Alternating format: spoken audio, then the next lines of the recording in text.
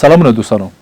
موږ که ستاسو په یاد وي په تېرو جلسو کې یا بحثو کې خپرونو کې د تحصیلي مشاورې په پوهنتون کې د مشاورې او په نورو مشاورو په ډلیزه مشاوره او د کورنۍ په مشاوره او په فردي مشاوره په دې څانګو د ارواپوهنې په علم کې په دې څانګو او په دې اختصاصي مشاورو بحث کړی و. نن غواړم په دې اړوند بحث وکړو چې مشاوره یا د یو ارواپوه شتون په مکتب کې څومره ارزښتمند ده. موږ که په مکتب کې ارواپوه ولرو څومره ښه ده. که څه هم موږ په تحصیلي مشاوره کې په دې اړوند یو څه ناڅه بحث کړی و، خو تحصیلي مشاوره لږ پراخ اړخ لري. یعنې یو تحصیلي مشاور کولی شي چې په آزاد ډول په ښار کې په مرکز کې په هر چېرته چې دی غواړي خپل مرکز جوړ کړي او هلته له زده کوونکو سره کومک وکړي، مرسته وکړي.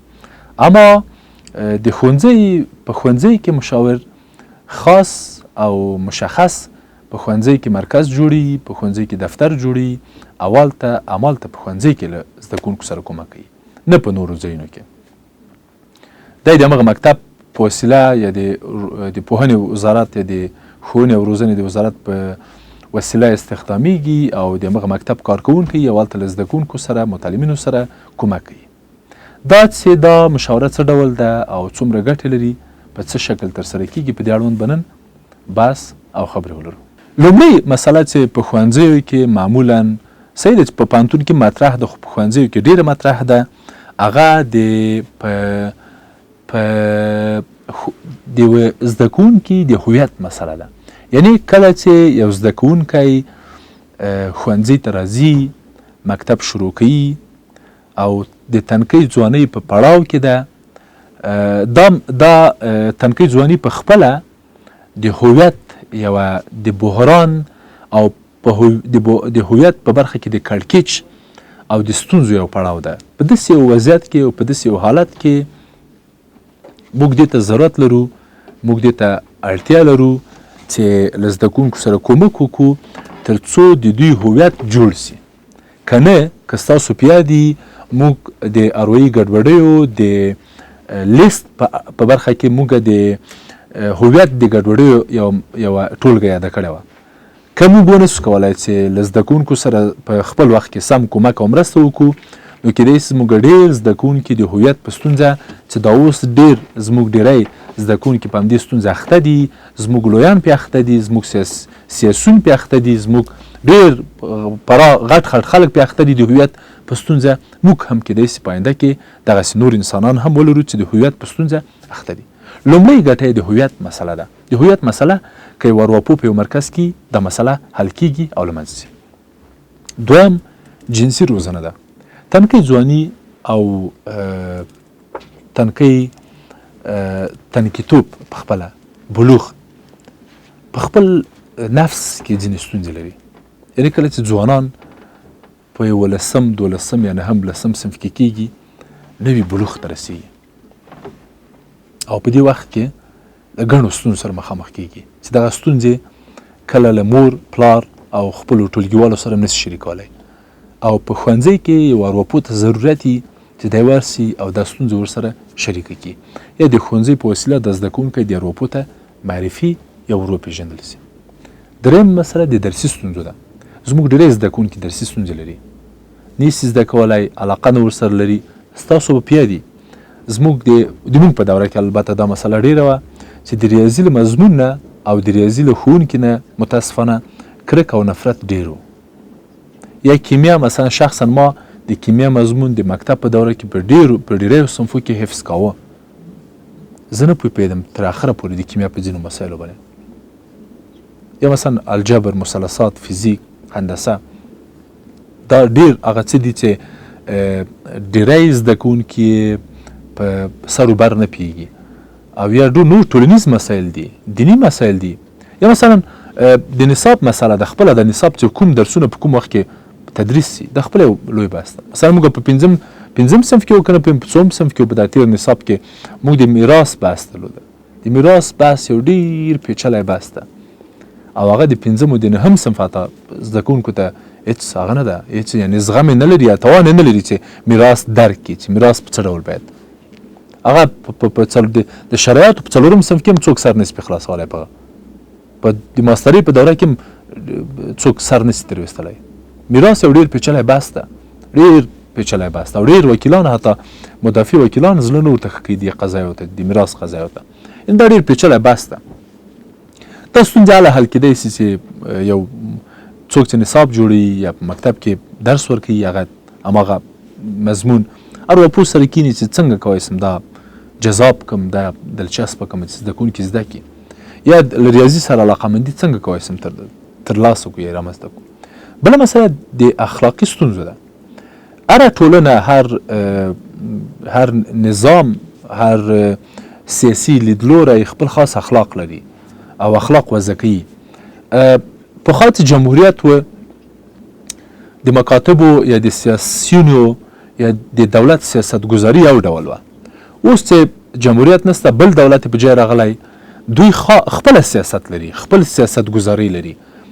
دا چې دا سیاستګزاري څنګه اجست سي، څنګه سټ سي، په دې برخه کې د زده کوونکو، د ښوونکو، د ارواپوهانو د نصاب په برخه کې د متخصصینو شتون ته ډېر ضرورت ده چې موږ څنګه کولی شو یو داسې نصاب رامنځته کړو چې هغه هم له سیاسي مسایلو سره ټکر ونه کړي، هم له اخلاقي کوډونو مسایلو سره ټکر ونه کړي، او هم پخوا کې موږ وکولی شو داسې یو افغان انسان وروزو چې هغه په نړۍ ته هم په درد وخوري او له نړۍ سره لاس و ګریوان نه وي او له نړۍ سره نړۍ ته بد ونه ګوري چې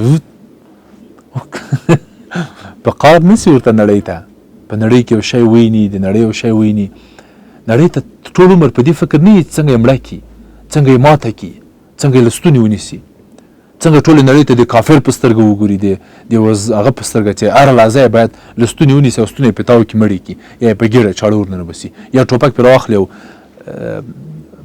ضربه یې کړي. موږ داسې انسان ته ضرورت نه لرو.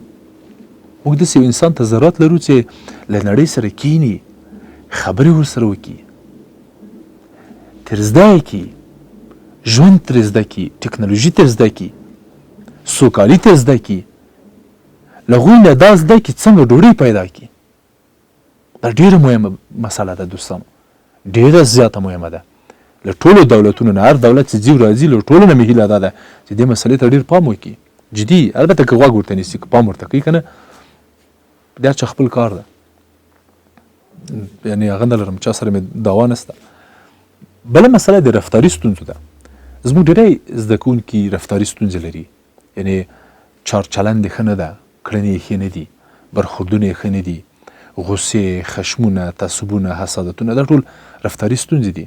بد برخورد، بد چلند، غصې، پرخاش، ښکارې، دا مسایل ټول جدي مسایل دي، په مکاتبو کې شته نسوه. بل له همزولو سره جوړجاړی ده. موږ څنګه کولی شو زده کوونکي داسې وروزو چې له همزولو سره جوړجاړی وکړي. یو بده خاطره چې زه په کابل کې لرم، البته وخت نه وخت داسې پېښېږي چې کله موږ داسې په تصادفي ډول موږ د یوه مکتب له مخې تېرېږو. دا نورمال ده، په کابل کې بېلابېلو برخو کې ښوونځي دي او مکتبونه دي، او موږ معمولا کوڅه کې یا ښکته تېرېږو یا پورته تېرېږو یا موټر کې یا پیاده یو او له یو ښوونځي نه تېرېږو یا را تېرېږو. ما ډېر ځله لیدلي دي چې کله چې د ښوونځي زده کوونکي فارغېږي یا رخصتېږي، نو ډېر ځله زه دې مسلې ته متوجه سوی یم چې کله چې زده کوونکي فارغېږي له مدرسې نه، له مکتب نه، نو د مکتب مخکې جنګي، زده کوونکي جنګي، ډېر ډله زده کوونکي ولاړ دي. څه کیسه ده؟ د دوه رکانو جنګ ده استاده. څه کیسه ده؟ یو پلاني پلانی وهلی ده. څه کیسه ده؟ د پلاني صنف پلانی راغلی ده، پلاني ته پلانی داسې ویلی چې داسې دغسې. یعنې دا تجربه معمولا زه په کابل ښار کې لرم، او دا د دې ښکارندوی ده چې موږ له رفتاري اړخه ښه نه یو روزل سوي. موږ له همزولو سره د اړیکو په برخه کې په ښوونځي کې نه روزل کېږو. دغه مهارتونه موږ ته نه رازده کوي چې اړینه نه ده چې هر چېرته جنګ وکړو. جنګ به اخو ډب به وي. موږ بالاخره په کور کې جنګ، په سیاست کې جنګ، په مکتب کې جنګ، په هر چېرته جنګ. موږ بالاخره په پولو کې جنګ، په سرحدونو کې جنګ، کله مو ایران سره جنجالي، کله مو بل سره جنجالي، کله مو بل سره. دا تر څه وخته کوو؟ بالاخره تر څو موږ جنګېږو؟ جنګ خو د انسان کار نه ده که نه، د یو بل شي کار ده، یو بل چا کار ده. پوهېږئ چې د چا کار ده؟ که نه پوهېږئ فکر پرې وکړئ. بل مورد د ژوند لپاره د مفاهیمو پیدا کول دي. زده کوونکي افغان ځوان نه پوهېږي څه رقم ژوند وکړي، د څه په اساس ژوند وکړي. په نوره دنیا کې خلک په دې پوهېږي. یو جاپانی ځوان په دې پوهېږي چې زه په راتلونکي کې روبوټ ساز یم. یو جاپانی ځوان په دې پوهېږي، یو امریکایي ځوان په دې پوهېږي چې زه په راتلونکي کې په بحري ځواکونو کې یم. یو انګلیس ځوان په دې پوهېږي چې زه یو انګلیس یا فرانسوی ځوان چې زه را روان ژوند زما موډلینګ ده، زه به یو موډل یم. یو هندو ځوان په هند کې په ډېره لرې پرته سیمه کې چې پلار یم بزګر ده، مور یم بزګره ده، یو ځوان هلته پوهېږي کله چې په مکتب کې چې زه به را روان زما را روان ژوند زه یو ممثل یم، زه به دویم شاهرخ یم یا به زه دویم انیتا بچن یم. په دې پوهېږي یو هندو. اما یو افغان ځوان نه پوهېږي چې زما راتلونکي به څه وي. دلته ټول شیان مسخه سوي دي. د فلم ملک چیرته څنګه، ډاکټر لکه څوک، انجینر لکه څوک، نه پوهېږي افغان ځوان. دغه د ژوند لپاره د مفاهیمو رامنځته کول او په هغه اساس ژوند کول او ژوند ته معنا ورکول دا د یو افغان ځوان په ښوونځي کې ستونزه ده. او دا هله پیدا کېدای شي چې موږ په ښوونځیو کې ارواپوهان ولرو یا ارواپوهنې ته په نصاب کې ځایګی ورکړو. بل مورد د ژوند لپاره د ارزښتونو پیدا کول دي. یو افغان ځوان چې شته ارزښت ورکوي. تاسو پوهېږئ دوستانو، زموږ ډېری ځوانان داسې دي دا اوس دې ته خوشحاله دي چې یو تومانچه ولري، یو ټوپک ولري، نظامي لباس واغوندي، په یو نظامي موټر کې دې خواته لاړ سي هغې خواته لاړ سي، یا یو پیکاپ په اوږه ایښي. تاسو پوهېږئ زه ډېر سړي ته درد ورولي چې د تا را روان نسل لپاره تر ټولو لوی افتخار دا یي چې پیکا دې په اوږه یي، پایڅې دې پورته یي او سرویس بوټونه دې په وي. ما یعنې دا په کراتو له ځوانانو نه اورېدلي دي چې ما ته وایي استاد، یعنې هلته یې بحث ناست سره زه دلته ناست یم، غوږ مې ورته نیولی، یاره چې یو پیکا دې سړي په دې اوږه ایښې وای او یو جوړ سرویس بوټ یې په هغه وای، په پښو وای، او پایڅې هم راپورته وای او روان وای. دا د یو افغان ځوان هیله ده، دا د یو افغان ځوان آرمان ده. په دې دا له خدایه غواړي، خدایه یو پیکا، یو جوړ سرویس بوټونه او جګې پایڅې، یو پلنګي جمپر اغوستی او په دې رینجر کې سپور سه، په دې بایفور کې سپور سه، په دې لکسس کې دې خواته منډه که، هغې خواته منډه که، دلته وجنګېږه هلته وجنګېږه. دا د یو افغان ځوان هیله ده. کېدای شي ډېری ځوانان ووایي چې استاد بحث سیاسي بحث کوي. زه سیاسي بحث نه کوم دوستانو. دا مسایل هېڅ په سیاست پورې اړه نه لري، هېڅ په سیاست پورې اړه لري. که لري خو لري به یې. بحث اصلي دا ده چې زما را روان نسل څه کوي، زما ځوان څه کوي.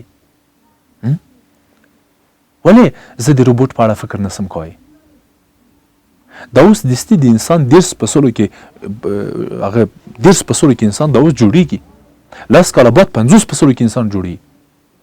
20 کاله بعد کېدای شي 90 فصلو کې انسان جوړ کړي. او زما ځوان، زما افغان، زما بچی دروس په دې اړه فکر کوي چې څنګه یو پیکاپ پیدا کړي، څنګه یو ټوپک پیدا کړي روسي، څنګه یو څوک ټوپک ورته جوړ کړي او دی پرې وجنګېږي. ولې؟ د څه لپاره؟ ولې زه انسان نه یم؟ زه حق نه لرم چې ژوند وکړم؟ زه حق نه لرم چې په یوه ورځ په اماراتو کې قرارداد امضا کړم، بله ورځ توکیو ته لاړ شم، بیا بله ورځ 9 ورځې په اپل سره د اپل له متخصصینو سره کښېنم، بیا بله ورځ لاړ شم ګوګل سره، ګوګل له ما نه کومک وغواړي. ولې زه دا لیاقت نه لرم چې ګوګل مې استخدام کړي؟ زه خو له ټولو هېوادونو نه ډېر بااستعداده ځوان یم. افغان ځوان خو له هر بل انسان نه، زه دا په جرات وایم، دا یې بولئ هر څه چې بولئ، له بل هر انسان نه په نړۍ کې افغان ځوان ډېر بااستعداده ده، ډېره وړتیا لري. زه ولې نسم کولی چې د اپل رئیس سم؟ زه ولې نسم کولی چې د نیویارک ښاروال سم؟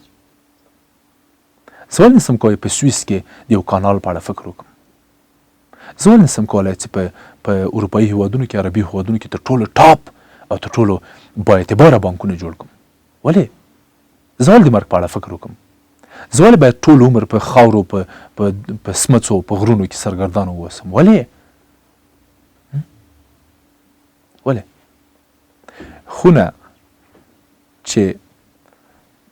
خونه د پښتون چې پکې پاکه خدای ړنګه ده، دا دنیا د اور واخلي، دا دنیا بدرنګه ده. زه چې پکې خوار یم، زه چې پکې ذلیل یم، زه چې پکې بدبخته یم، زه به نړۍ څه کړم؟ زه انسان یم، زه ژوند غواړم، زه حق لرم. احساسات نه دي، دا سیاست نه ده، دا د یو نسل درد ده، د یو نسل په یو بده لار تګ ده او بالاخره روان ده دا تګ.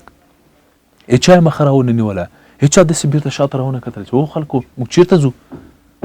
ما کجا میریم؟ What's the matter؟ چیرته ځو؟ موږ څه کوو؟ څه کیسه ده وروره؟ ولې؟ زه ارزښت نه لرم. بل لوی مهم او جدي اصل دوستانو په ښوونځي کې دا ده چې کله چې په ښوونځي کې ورواپو لرې یا په نصاب کې ورواپو نه رامنځته کوي، دا کومک کوي چې زده کوونکی شخصي خپلواکۍ ته ورسیږي، خپلواک سي، خود اتکا سي، خپلواک سي، او ډېر زیات او دا ډېر مهم ده. د خپلو وړتیاو په اړوند هغه پیدا کوي، خبرتیا پیدا کوي. زه څومره تکړه یم، زه څومره وړتیا لرم.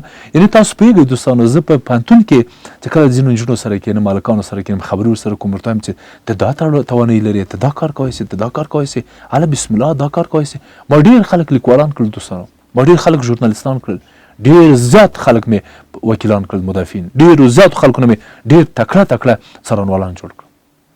ځینې ډېر داسې خلک په خپله په طب کې وو چې وخت یې ضایع کوه، ما ډاکټران ترې جوړ کړل. کښېناستم ورسره، راسه ته خو ډېره ښه رشته دی ده، بسم الله دغسې وکړه، هغسې وکړه. او نن سبا ډېر ښه موفق کسان دي. زه ډېر ځله روغتونونو ته تللی یم، ډېر زیات ډاکټران راغلي دي، ډېر زیات متخصصین راغلي دي، غېږ یې رانه چاپېره کړې ده. ما نه دي پېژندلي. دوی ما ته ویلي چې زه هغلته تا شاګرد وم، استاد هغلته راغلی وې، یو سیمینار دی، زه دفتر ته درغلی وم، تا ما ته دغه خبره وکړه، بیا زه راغلم دلته کویت ته لاړم، هغه کې مې ترکیه کې مې تخصص واخیسته د صدر یا سینې په برخه کې، اوس دلته په دې روغتون متخصص یم. ډېر ځله زه داسې مواردو سره مخامخ شوی یم، په لارو کې، کوڅو کې، په مړي کې، ژوندي کې، په جومات کې، په تکیه خانه کې، زه دې خلکو سره مخامخ شوی یم او دا خبرې ما سره کړې او زه ډېر پرې ویاړم. او دا هغه څه دي چې تاسو یې هر اروپوی کولی سي، هر چېرته چې خپل ژوند کوي، مکتب ته ځي، سیمینار ورکوي یا په یو مکتب کې کار کوي، هغه دا کار کولی سي. ما چې په یوازیتوب دا کار وکړ، نو که په هر ښوونځي کې اروپوی، څومره به دا مسله ګټوره وي او څومره به اغېزمنه وي. بله مسله د احساساتو مدیریت ده. موږ هله خپل احساسات مدیریت کولی سو چې له اروپو نه کومک یا مرسته وغواړو. وروستی مورد چې غواړم اشاره ورته وکړم، البته چې بحث راشه پراخه اوږد نه سي، هغه د ښو الګوګانو انتخاب ده. تاسو خپل زده کوونکو ته په ښوونځیو کې څوک الګو ورکوئ؟ لکه څوک؟ ته به جوړېږې ځوانه، لکه څوک؟ لکه څوک؟ ته څوک ورته الګو کوې؟ د نن سبا الګو څوک ده؟ د نن ژوند او د موډرن ژوند او د یوې ډیموکراتي او پرمختللې ټولنې ایډیال څوک ده؟ نن څوک راج چلی په دنیا؟ زاکربرګ، آلان مارکس، سټیو جابز، بیل ګیټس، جک ما؟ او که څوک د نن ایډیال دي، د نن دنیا ایډیال څوک دي؟ په دې برخه کې موږ ضرورت لرو دې ته چې د خپل نسل د روښانه او ښې لارې ته د سوق په برخه کې موږ له خپلو بچو سره کومک وکړو. هیڅ شی په یوه ټولنه کې د ښوونځي په اندازه ارزښت نه لري، هیڅ شی. موږ افغانان که واقعا غواړو چې له دغو بدبختیو خلاص سو، خپله ټوله سرمایه ګذاري، خپل ټول پام، خپل ټول فکر، خپله ټول انرژي باید ښوونځي او مکتب ته واړو.